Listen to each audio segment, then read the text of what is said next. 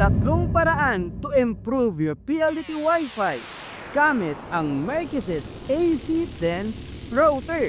Ang una po nating gawin is to connect Mercosys AC10 router sa ating PC or smartphone.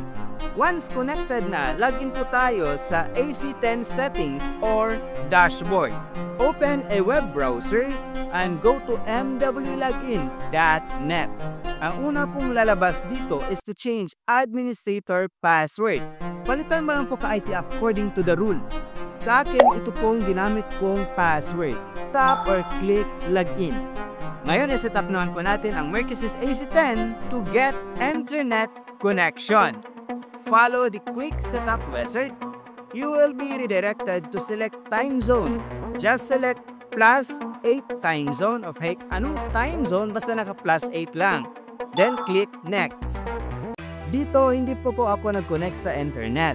Skip muna natin ito. Personalize the wireless connection or Wi-Fi and change the Wi-Fi passwords of both 2.4 GHz and 5 GHz Wi-Fi. Click next. The Mercosys AC10 router will now restart.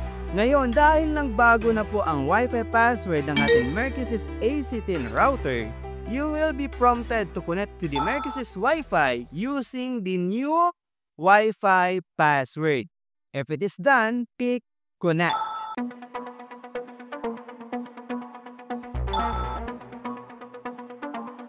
So wala pa pong internet connection. Skip lang po muna natin ito. Now connect your Mercosys AC10 router to your ISP modem router. It should be LAN 1 from ISP router to Mercosys AC10 router 1 port or itong WAN or Ethernet port. Yun! Let's try to do a speed test.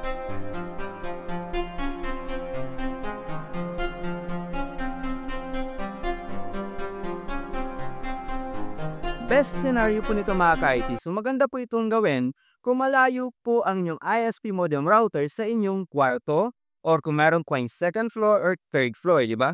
So gamit lang po kayo ng Ethernet cable, i-connect po ninyo sa Mercosys AC10 router at ilagay po ninyo sa inyong kwarto or sa second floor para makuha niyo pa rin po ang magandang signal at ang bilis ng inyong PLDT Wi-Fi connection. Ang disadvantage lang po nito mga ka-IT is magkakaroon po ng double NAT kung hindi po ninyo na bridge mode ang inyong PLDT modem router. So subsequently po mga ka-IT, magkakaroon po ng network sharing issues. Dahil yung ating third-party router or in this case, the Mercosys AC10 router is on different network. So ang mga devices na pwedeng mag-network sharing is yung mga devices lang po na connected sa ating Mercosys AC10 router. So labas na po dyan yung mga devices na nakakonect sa ating ISP modem router. Although this is sort of security naman po mga ka-IT para sa akin po. Kasi kung ma-hacking isang network, at least yung isang network safe pa, di ba? Pero depende pa rin po sa sitwasyon. How about gawin naman po nating access point ang Mercosys AC10 router? This is the router mode settings. Ang daming pwedeng gawin. Daming features like the port forwarding, QoS, at iba pa. Ngayon tingnan naman po natin kung anong mangyayari kung gawin nating access point ang Mercosys AC10 router. So nabigit lang po tayo dito sa advanced, sa operation mode. Check the access point mode, click save, then reboot for the changes to take effect. Loginan po tayo ulit sa ating Mercosys router. Personalize your Wi-Fi or wireless settings. Save. You will be prompted to confirm your settings. Simply click next. Yun, successful. Click finish. As you can observe po mga ka-IT, may subnet mask lang nakalagay sa ating AP mode. Kanina sa router mode, wala po yan. So ibig sabihin, isang subnet na lang po ang ating ISP modem router at ang ating Mercosys AC10 router. And if we take a look at sa mga settings and features, medyo less na po ang makikita natin dito. Wala na pong port forwarding at QoS. Now, let's do the speed test. And now that is the result. Ano naman ang mangyayari kung gawin nating Wi-Fi extender si Mercusys AC10 router? Ang kagandahan sa setup na ito mga ka-IT is hindi mo na kailangan ng Ethernet cable or network cable like this. Kanina di ba sa router mode at AP mode, kailangan pa natin ng Ethernet cable from ISP modem router to AC10 modem router. So dito ngayon sa Wi-Fi extender mode, wireless connection na lang talaga. Ngayon nabigitan ko tayo sa advance. Dito sa operation mode, check the range extender mode, click save, then reboot for the changes to take effect. This time, remove muna natin ang source ng internet connection po natin or ang cable that connects from ISP modem router to Mercusys AC10 1 port. Login po tayo ulit sa ating Mercusys router.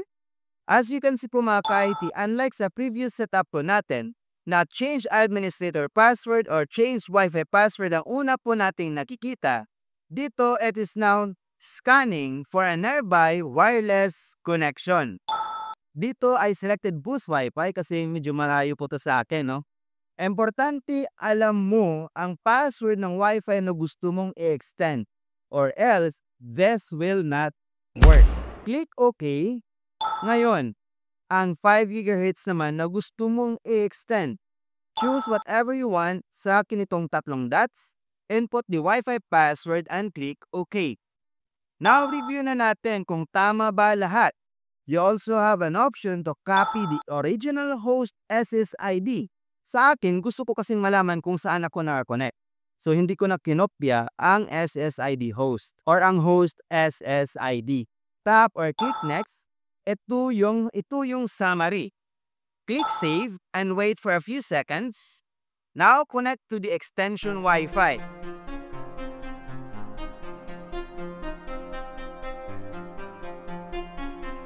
Kung connected ka na, click finish.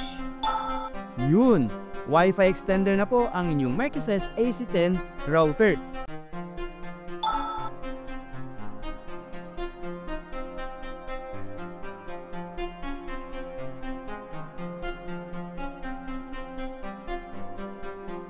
Advantage ng AP mode na Mercusys AC10 router. So number 1, wala na pong double NAT dahil same subnet na po yung ating ISP modem router at yung ating Mercusys AC10 router kung naka-AP mode po ito. And then yung mga LAN ports ng ating Mercusys router ay pwede pa din pong gamitin sa mga wired device po natin. Disadvantage lang, pwede magkaroon ng broadcast collision. No, kung dadami talaga o sumobra yung dami na mga devices na kuponek sa ating access point or in this case, the Mercusys AC10 router. Ano naman ang advantage kung gawin itong range extender or Wi-Fi extender? Number 1 po mga ka-IT is hindi mo na kailangan ng Ethernet cable. Wireless na talaga. So from ISP to Mercusys, wireless connection lang sila. Ang kagandahan pa is, itong LAN cable ng Mercusys ay pwede mo pa rin gamitin para sa inyong mga wired devices. So, wireless ang connection from ISP, pero you can connect a wired device dito sa Mercusys router. So, pero take note lang mo mga ka-IT na yung Ethernet port po ng ating Mercusys router is naka 100 Mbps lang. So, don't expect na lalagpas po ang inyong connection sa 100 Mbps. Isa lang po yan sa mga limitation gamit itong Mercusys AC10 router. Pero try po natin i-speed test ang Mercusys AC10 router as Wi-Fi extender. But before that, i-speed test muna natin ang aking main 5 GHz Wi-Fi.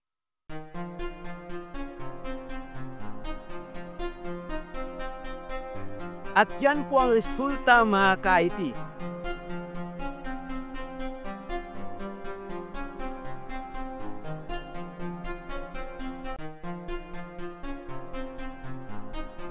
At yan po ang resulta mga ka-IT. It's interesting, di ba? Dahil lumagpas ito sa 100 Mbps. Sa nabanggit ko na kanina mga ka-IT, using Mercusys AC10 router as router and as access point, hindi po lumalagpas sa 100 Mbps. Dahil ang input nga nito is 100 Mbps lang, yung Ethernet port. Syempre, yung output niya, 100 Mbps lang din, di ba? It does make sense. Pero itong extender mga ka-IT, dumaan po tayo sa 5 GHz Wi-Fi. So at least, hindi naman nakuha yung buong speed ng aking 5 GHz Wi-Fi, pero at least, lumagpas siya sa 100 Mbps. At alam niyo ba mga ka-IT na pwede po ninyong ma-bypass ang Bida Fiber 6 device limit gamit din itong Merkisys AC10 router. Paano? Gusto mo malaman? Watch this!